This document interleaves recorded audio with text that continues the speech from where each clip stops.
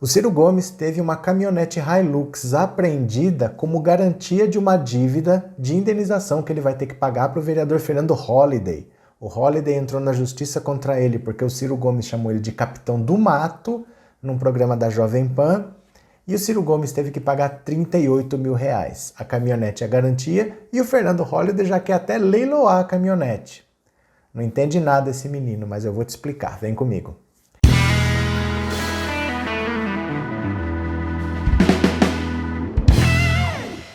Olá, meus amigos, tudo bem com vocês? Que bom que vocês voltaram. Para quem está aqui pela primeira vez, seja muito bem-vindo, muito bem-vindo. Meu nome é Roberto Cardoso. Se for sua primeira vez, eu vou pedir para você já se inscrever no canal. E se você quiser contribuir, por favor, do lado de inscrever-se tem o botão tornar-se membro, R$ 7,99 por mês. Fechado?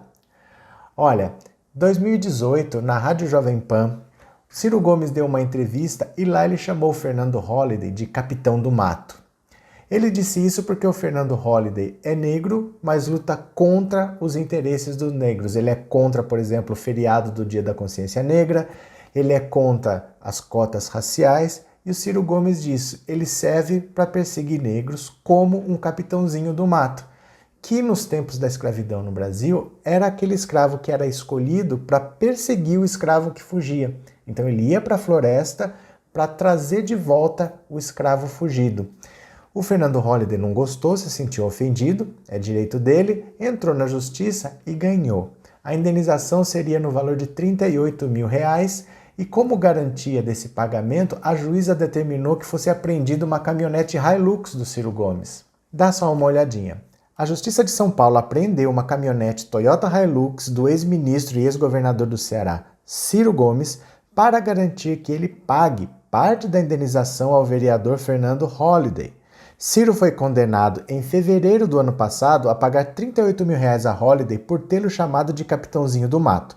A informação é da colunista Mônica Bergamo do jornal Folha de São Paulo. O Fernando Holliday já ficou todo animado e ele já estava querendo até leiloar a caminhonete, ver se pode.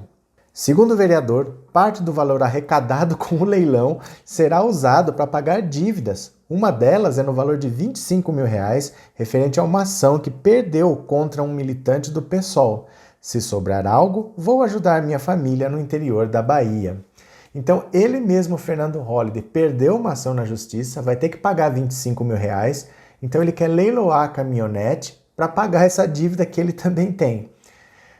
Primeiro que ele não vai leiloar nada, né? Porque a caminhonete não foi dada para ele. É uma garantia de pagamento. A caminhonete vale muito mais do que 38 mil reais, então não foi dada uma caminhonete para ele. Foi só apreendido como garantia.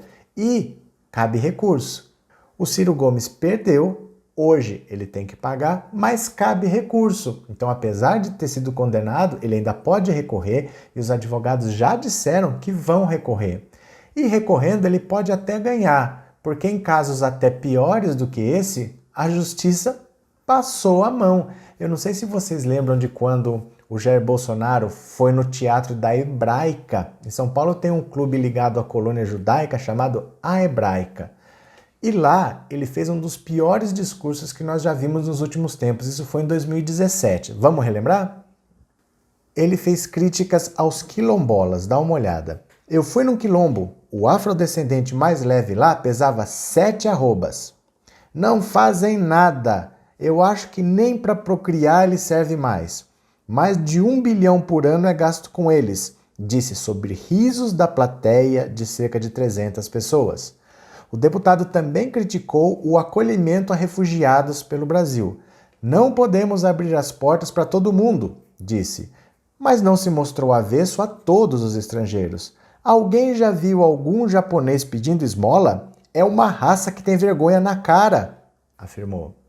Então você veja que eu fiquei bastante triste quando ele fez esse discurso, porque isso foi dentro do Teatro A Hebraica, em São Paulo, que é um clube da colônia judaica. E a plateia aplaudiu. Eu não posso falar que foi a comunidade judaica, porque foram 300 pessoas que estavam lá que aplaudiram, mas foi dentro da Hebraica. Um discurso completamente racista dentro de um clube de judeus. Depois, em 2020, quando o ministro da Cultura faz o discurso que fez, Você tem o direito de se sentir chocado, mas não de se sentir surpreso. Já estava anunciado lá quem ele era muito claramente, e as pessoas deram risadas porque eram com os outros. Empatia zero, né? O próprio Holiday é zero empatia, porque ele é, veja só, ele é de família pobre, nordestino, negro e gay. Então, assim, ele é um combo de preconceitos, né? Tudo que a sociedade sempre pega para tirar sarro, tá resumido nele.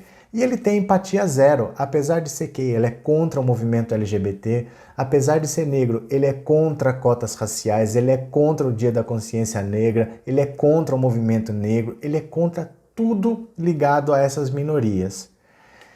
E como ele é contra cotas raciais, ele diz que é contra cotas raciais, que ele é a favor de cotas sociais, eu gostaria de aproveitar essa situação para explicar para você por que existem cotas sociais nesse país. Quando nós tínhamos escravidão nesse país, o negro, em geral, ele sequer era brasileiro, né? Ele era trazido da África, ele era um estrangeiro no Brasil. Por ser estrangeiro, ele não tinha direito à escola.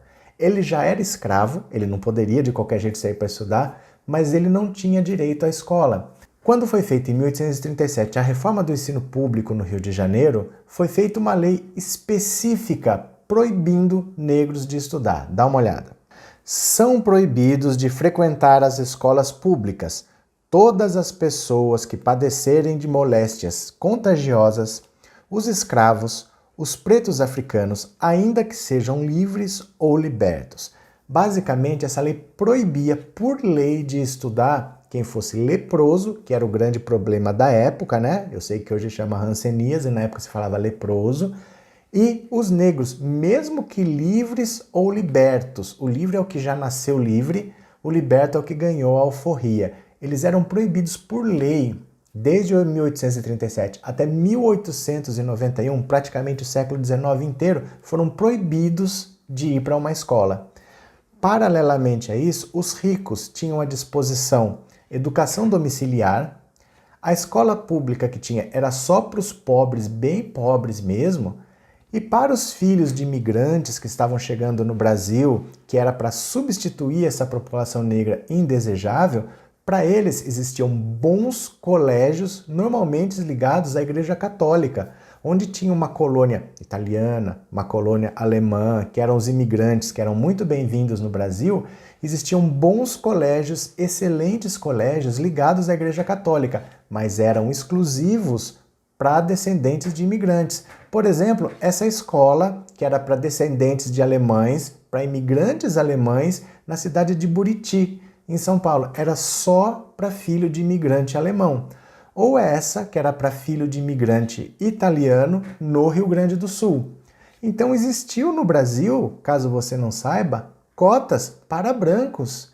Enquanto o negro era proibido de estudar por lei, o governo dava escolas ligadas à Igreja Católica, escolas excelentes para os filhos dos imigrantes que formaram a classe média de hoje. Pergunta para aquela pessoa que você conhece que fala assim: ai, antigamente que a escola era boa, hoje a escola pública é ruim.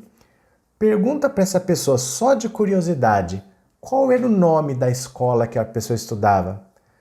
Quase certeza que essa pessoa tem um sobrenome, italiano ou alemão, e que estudou num colégio que era Sagrado Coração de Maria, Arquidiocesano, porque essas escolas eram para filhos de imigrantes. Os negros ficaram por 100 anos proibidos por lei de estudar, e depois, quando eles puderam estudar, o acesso mesmo permitido era dificultado, e quando ele conseguia estudar, era na escola pública que não prestava.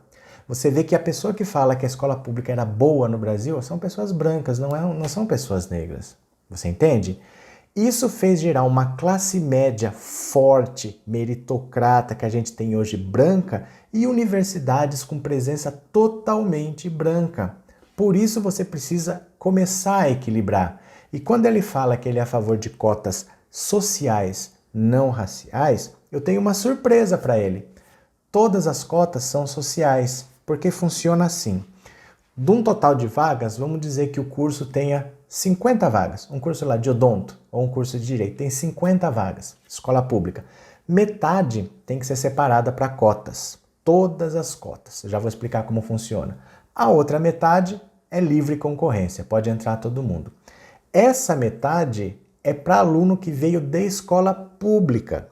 Então, se você veio de escola privada, não importa se você é roxo, lilás, furta-cor, não importa a sua cor, você tem que ir para livre concorrência. Pode ser branco, pode ser negro, estudou escola pública, tá fora, você não entra. Mas não basta você ser de escola pública, porque você tem escolas públicas ligadas à universidade, são escolas de aplicação muito boas, e lá só tem gente rica estudando, porque são filhos de professores, o cara dá aula na universidade pública, também dá na privada, ele também tem a empresa dele. Então ali tem muita gente rica que estuda em escola pública. Então dessa metade que separou para quem vem de escola pública, você divide de novo na metade. Metade para quem é de baixa renda, até um salário mínimo e meio por pessoa, e a outra metade para quem é de alta renda. Então veja só, tem cota para branco de alta renda e ninguém é contra. Agora que você dividiu por renda, você vai fazer o seguinte, você vai dividir para pretos, pardos, indígenas, deficientes físicos, aí que você divide nas subcategorias. Então você tem, dessa metade, tem que ter vindo de escola pública, não pode ter pago escola particular. Mesmo assim, vai ter gente branca ali, porque não importa a cor, é de escola pública. Aí você separa por renda. Então metade disso é para quem é de alta renda. Então vai ter branco, rico, entrando por cotas. E quando você separa, você não vai pôr só negros, não. Você vai pôr pretos, pardos, indígenas, deficientes físicos. Você vai numa faculdade, entra lá no curso de Direito, entra lá no curso de Odonto. 50 vagas, metade é cotista. 2 devem ser negros. Porque você entendeu a divisão?